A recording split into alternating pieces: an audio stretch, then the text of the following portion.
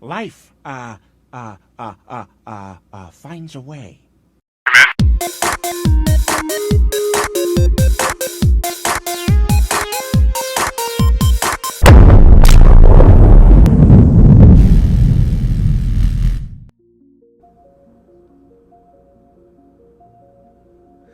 Imagine you are a mathematical biologist that discovers a new form of life.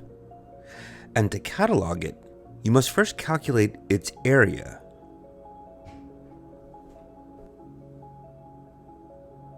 Let's get a closer look at the shape of this new organism to estimate this area.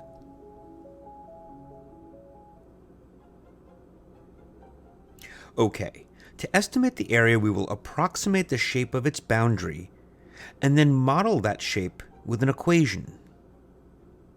Setting up a rectangular Cartesian coordinate system, we can estimate the area with the boundary given by this equation. X to the fourth plus y to the fourth equals x squared plus y squared. This graph is noticeably symmetric with respect to the x and y axis, which simply means if we reflect it over the x or y axis, the graph will look the same. Also notice that in this equation, swapping x and y will leave the equation unchanged. Therefore, we notice that the shape is symmetric about the line y equals x. It is also symmetric about the line y equals negative x, and so switching y with negative x will leave the equation invariant as well. Therefore, this shape can be sectioned off into 8 identical pieces, which will allow us to cut down the area calculation to that of just one section of the enclosed shape. Now for that, we're going to need a powerful tool to help us do the integration. We're going to have to go polar.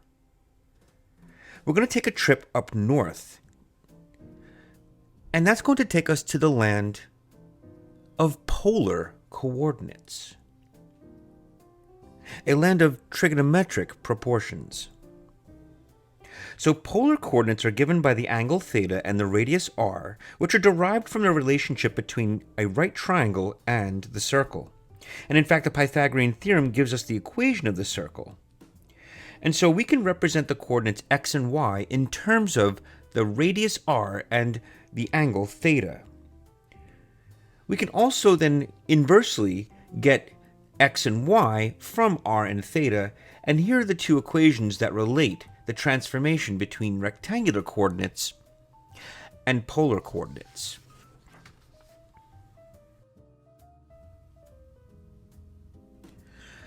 Our first step is going to be to make a polar substitution into our equation governing the curve. This is going to give us a new trigonometric equation with x equals r cosine theta, y equals r sine theta, and that's going to give us this equation, which will reduce down to r equals 1 over the square root of cosine to the fourth plus sine to the fourth. But what we would need for our integration is going to be r squared, which is 1 over cos to the fourth plus sine to the fourth power. Now from calculus, we get the area enclosed by a polar curve to be the integral of 1/2 r squared d theta from theta 1 to theta 2. This is derived from the area of a sector formula. And so with respect to theta, d theta, a change in theta, gives us this area formula, and r squared, remember, is 1 over cos to the fourth plus sine to the fourth. So our area formula becomes 1/2 1 over cos to the fourth plus sine to the fourth d theta from theta 1 to theta 2. So the next step would be to find these limits of integration, theta 1 and theta 2. We're going to apply some symmetry, and we'll see that our angle only needs to range between 0 and pi over 4. So the area times 8 will give us the whole area, and if we adjust our integral accordingly, it will read a is equal to 8 over 2, the integral from 0 to pi over 4 of 1 over cos to the fourth plus sine to the fourth d theta. Now from this point on, our trip through this polar landscape will require a few tools to get us through the journey.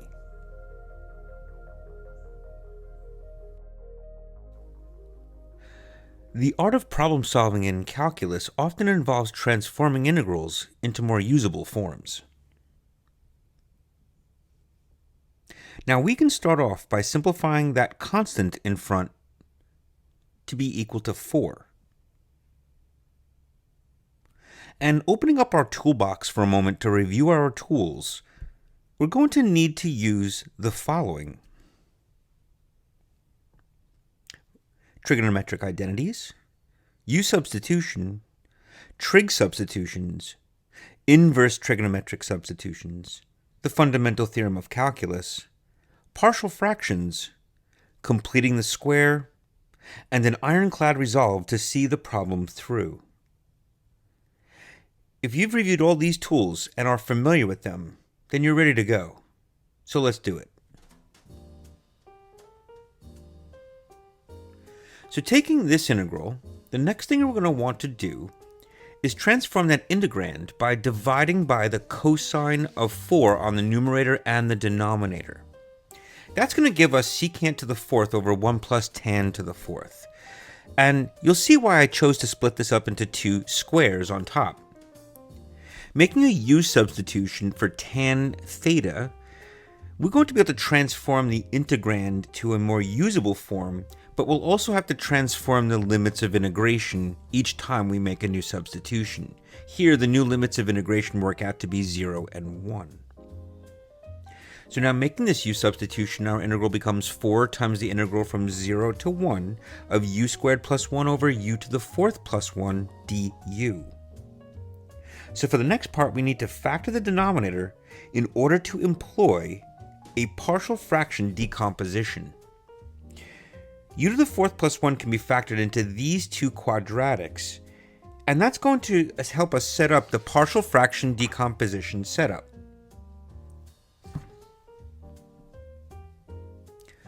Now, taking some time to expand things out, recollect like terms of u, and equate the coefficients, we can solve for the values of a, b, c, and d, which will allow us to split our integrand into two smaller parts, and then using the linearity of integrals, we can evaluate each one separately and combine the results in the end. What we get here is that a and c are both equal to 0, b and d are both equal to 1/2. Thus, u squared plus 1 over u to the 4th plus 1 becomes these two partial fractions. And so the total area A will be equal to 2 times integral 1 plus integral 2, and each of those integrals, 1 and 2, will have these partial fractions as their integrands. And then we can solve for each one separately and then put them back together. Now we'll start with I1, which has a denominator of u squared plus radical 2u plus 1. And we'll consider the symmetry arguments to help us with integral I2. We will want to reformulate this, though, by completing the square.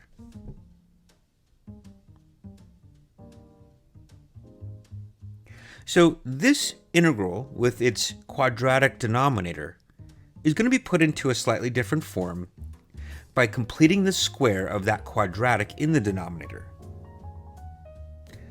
Here we get the vertex form, as it's sometimes referred to as u plus square root of 2 over 2 quantity squared plus 1/2. And also by symmetric arguments, we can get the quadratic u squared minus radical 2u plus 1 to be equal to u minus the square root of 2 over 2 quantity squared plus 1/2. So as we make adjustments to I1, we can see what the adjustments to I2 will be similarly. Alright, so completing the square for both of those quadratics, we have these two forms to work with. But why did we do this? The answer is going to bring us back to the polar world via the trigonometric train, but one more alteration has to be made before we board. We're going to change this by multiplying the integrand by 2 over 2, which is equivalently 1, but especially if we look at what happens when we multiply the denominator by 2, we get radical 2u plus 1 quantity squared plus 1 that we can replace the denominator with. And you'll see in a moment why we want to do this. Again, by symmetry, that would also give us the argument that I2 can be rewritten in this form as well. So completing the square and then reformulating it in this way, we can make another key substitution to solve for I1 and I2. Now, a trigonometric substitution of letting the square root of 2u plus 1 be equal to the tan of some phi, and then adjusting the limits of integration for that new variable phi, we get this fancy-looking integral, which, by some trigonometric identities, we can reduce it down to a nicer form and evaluate I1 to be equal to this, the square root of 2 times the arctan of square root of 2 plus 1 minus pi over 4. And similarly, by symmetry, we get this to be I2.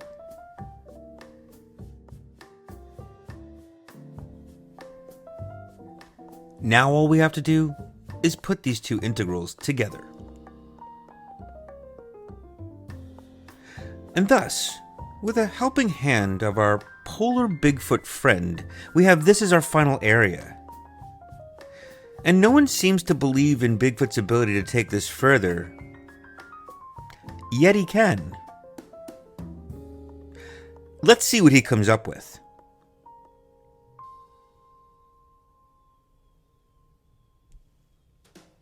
Observe the following trigonometric identity. The tan squared is equal to sine squared over cosine squared.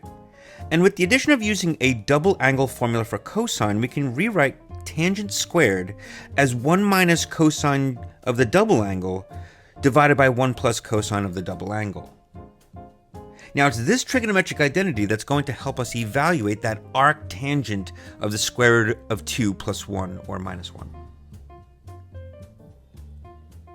Now, a few things we can do is play around with this formula that the arctangent is representative of an angle. And so if we want to apply this to the arctangent of the square root of 2 plus 1, we can reevaluate it using that formula involving the cosine of a double angle.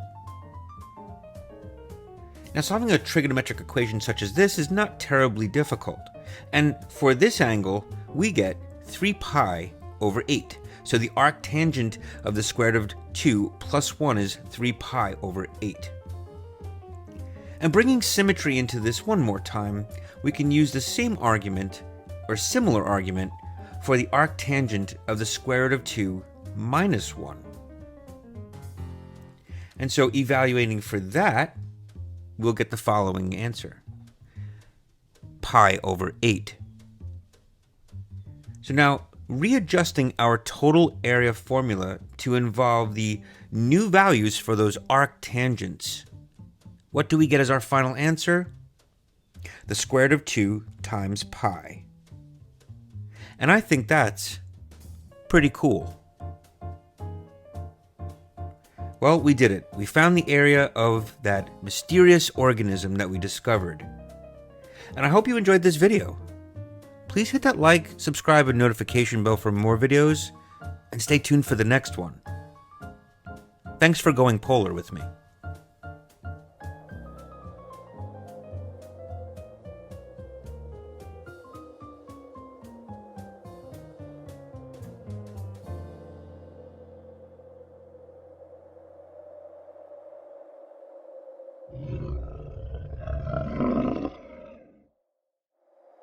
That life will not be contained. Life breaks free, it expands to new territories, and it crashes through barriers painfully, maybe even dangerously, but, well, there it is.